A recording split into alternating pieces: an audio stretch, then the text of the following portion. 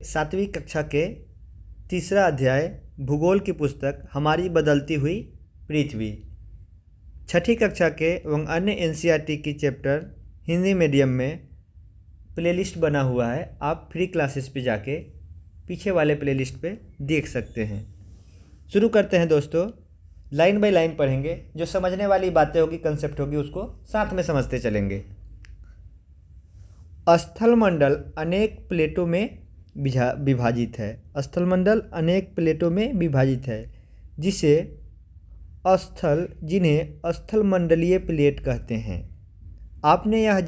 आपको यह जानकर आश्चर्य होगा कि ये प्लेट हमेशा गति में चारों तरफ घूमती रहती है, प्रत्येक वर्ष केवल कुछ मिलीमीटर के लगभग। पृथ्वी के अंदर पिघले हुए मैग्मा में होने वाले गति के कारण ऐसा होता है। हम लोग पीछे पढ़े हुए थे कि पृथ्वी में क्या है, अंदर मैग्मा है। पिछले अध्याय में हम लोग पढ़े थे। इसके वजह से ये फ्लोटिंग होता है।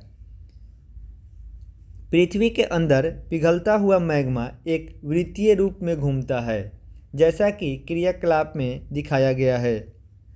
एक क्रियाकलाप इधर दिया हुआ है, इसको भी देखेंगे। पहले इसको हम लोग पढ़ लेते हैं। प्लेट की इस गति के कारण पृथ्वी की सतह पर परिवर्तन होता है। पृथ्वी की गति को उसके उन बलों के आधार पर विभाजित किया जाता है जिसके कारण ये गतियाँ उत्पन्न होती है। जो बल पृथ्वी के आंतरिक भाग में घटित होते हैं उसे अंतर्जनिक बल या एंड्रोजेनिक फोर्स कहते हैं।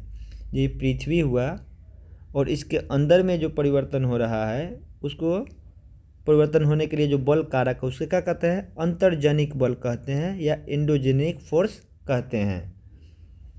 एवं जो बल पृथ्वी की सतह पर उत्पन्न होते हैं उसे बहिर्जनिक बल या एक्सोजेनिक फोर्स कहते हैं। बाहर के मतलब इस प्रॉपर्टी के बाहर। अंतर्जनिक बल कभी कभी आकस्मिक गति उत्पन्न करते हैं। अंतर्जनिक वाला एंडोजेनिक जो है अंदर वाला, क्या करते हैं, आकस्मिक गति उत्पन्न करते हैं। तो कभी धीमी। भूकंप एवं ज्वालामुखी जैसी आकस्मिक गति के कारण ही उत्पन्न होता है। इसको क्या कहते हैं, अंतर्जनिक बल के कारण ही क्या होता है, भूकंप एवं ज्वालामुखी जैसी आकस्मिक गति के कारण ही उत्पन्न होता है। पृथ्वी की सतह पर अत्यधिक हानिकारक होती है कौन, भूकंप और ज्वालामुखी। ये एक क्रियाकलाप है। क्या आप जानते हैं, एक रंगीन कागज़ की छोटी सी गोली लीजिए और इसे जल के आधे भरे बीकर में रख दीजिए। बीकर तो तिपाई पर रखकर गर्म कीजिए। ये गर्म करना है। जल गर्म होने पर आप देखेंगे कि गर्म जल की परतों के साथ कागज़ का गोला भी ऊपर उठती है और ठंडा पानी में परतों के साथ यह गोली नीचे बैठती है।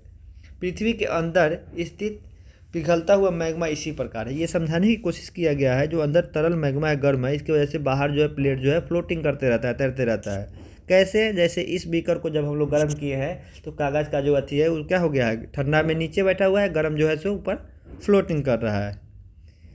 पृथ्वी की गतियाँ, एक है अंतर्जनिक बल, एक है बहिर्जनिक बल। बहिर्जनिक बल से होने वाले प्रभाव हम लोग इस तरफ देखेंगे और अंतर्जनिक बल वाला इधर देखेंगे। पहले देखते हैं अंतर्जनिक बल में क्या होता है। आकस्मिक बल होता है, एक पटल विरूपण बल होता है। आकस्मिक बल में क्या होता है, आकस्मिक मतलब भूकंप होता है, ज्वालामुखी, भूस्खलन। क्या होता है, अंतर्जनिक बल के कारण होता है। क्या क्या, भूकंप, ज्वालामुखी, भूस्खलन, ये हो गया आकस्मिक बल।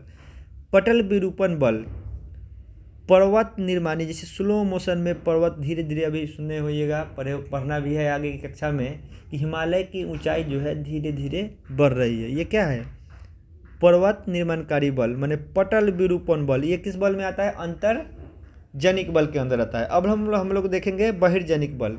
अपर्दन एवं निक्षेप। अपर्दन और निक्षेप को हम लोग समझेंगे। नदी में बहता जल, पवन, समुद्री तरंग, हिमनद, ये किस में आता है, ये आता है हम लोगों के बहिर्जनिक बल के अंदर। स्थलमंडलीय प्लेट, भूप्रपटी में अनेक बड़ी एवं कुछ छोटी कठोर असमान आकार के प्लेट होती है जिसे महाद्वीप एवं महासागर की सतह टिकी हुई है। स्थलमंडलीय प्लेट क्या है, ये समझ लिए। आगे हम लोग देखते हैं क्या है। आगे हम लोग को पढ़ना है ज्वालामुखी। क्या है ज्वालामुखी? क्या है यहाँ देखिए, ज्वालामुखी आकस्मिक बल है अंतर्जनिक बल के अंदर ही। क्या है? पृथ्वी की गतियाँ है। भूपर्पटी पर खुला एक ऐसा छिद्र होता है जिससे पिघले हुए पदार्थ अचानक बाहर निकलते हैं ज्वालामुखी में। ये देखिए इस तरीके से ये पृथ्वी के अंदर ही मेंटल हो गया, ऊपर परपटी हो गया, और यहाँ से मैग्मा जब निकलता है ये क्या हुआ? लावा। ये लाल वाला ये लावा निकला, और ऊपर वाले भाग से जो इसको क्या कहते हैं? क्रेटर कहते हैं। ऊपर से निकलेगा गैस एवं राख।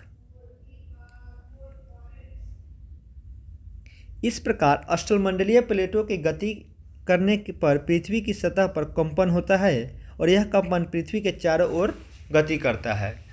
इस कंपन को क्या कहते हैं हम लोग? भूकंप कहते हैं। क्या होता है भूकंप में? अष्टमंडलीय प्लेटों को गति करने के कारण कंपन जो उत्पन्न होता है वही कारण है भूकंप का। भूपर्पटी के नीचे वह स्थान जहाँ कंपन प्रारंभ होता है, भूपर्पटी का वह स्थान जहाँ से कंपन प्रारंभ हुआ उसको कहते हैं उद्गम केंद्र। जैसे अभी भी भूकंप कहीं आता था, आप सोचते हैं इसका केंद्र कहाँ था? अफगानिस्तान में था, तो नेपाल में था, तो इतना डिग्री देशांतर पे था। ये हम लोग को लोकेशन पेपर में, न्यूज़पेपर में देखने को मिलता होगा। उद्गम केंद्र के भू सतह पर उसके निकटतम स्थान को अधिकेंद्र कहते हैं। अधिकेंद्र भी उसमें दिखाई पेपर में, न्यूज़पेपर में आपको देखेगा। कहाँ होता है अधिकेंद्र? उद्गम केंद्र के भू सतह पर उसके निकटतम स्थान को अधिकेंद्र कहते हैं। अधिकेंद्र से कंपन बाहर की ओर तरंगों के रूप में गमन करती है। अधिकेंद्र के निकटतम भाग में सर्वाधिक हानि होती है। जैसे जितना दूर जाइएगा हानि उसका प्रभाव कम होता चला जाएगा, एवं अधिकेंद्र से दूरी बढ़ने के साथ भूकंप की तीव्रता भी धीरे धीरे कम हो जाती है। जैसे ये पृथ्वी हुआ, यहाँ नीचे पृथ्वी के अंदर जहाँ से उद्गम हुआ उसको उद्गम केंद्र करेंगे। जो सतह पर जो लोकेशन होगा निकटतम वो हो गया अधिकेंद्र। और जैसे जैसे इसे दूर बढ़ते जाएंगे क्या होगा? उसका प्रभाव कम होते चला जाएगा। यद्यपि भूकंप की भविष्यवाणी संभव नहीं है, माने कब भूकंप आएगा इसका अनुमान जैसे वर्षा की तरह होता है कि वर्षा आने वाली है, उस तरीके से भूकंप का भविष्यवाणी संभव नहीं है। लेकिन यदि हम पहले से तैयार रहे तो कुछ प्रभाव को निश्चित रूप से कम किया जा सकता है। स्थानीय लोग कुछ सामान्य तरीकों से भूकंप की संभावनाओं का अनुमान लगाते हैं। जैसे जानवर के व्यवहार, गाँव में सुनते होइएगा कि कुत्ता भागने लगता है, सांप निकलने लगता है, इस तरीके की जो व्यवहार है। तालाब में मछलियों की उत्तेजन, सांपों एवं धरातल पर आना, सांपों का धरातल पर आना, तालाब में मछलियों का उत्तेजन, इस सब को अलग सेंसेस से पता चल जाता है कि कुछ ना कुछ होने वाला है। भूकंप एक वस्तु स्थिति अध्ययन, ये गुजरात में भुज में भूकंप आया था 2001 में। उसकी रिक्टर स्केल पर नापी जाती है 6.9 था। एक और क्रियाकलाप है भूकंप के बारे में, देखते हैं हम लोग। ये क्या आप जानते हैं? भूकंप मापन एक यंत्र से किया जाता है जिसे भूकंप लेखी कहते हैं। भूकंप की तीव्रता रिक्टर स्केल पर नापी जाती है। जिस भूकंप की तीव्रता 2.0 अथवा उससे कम होती है उसका प्रभाव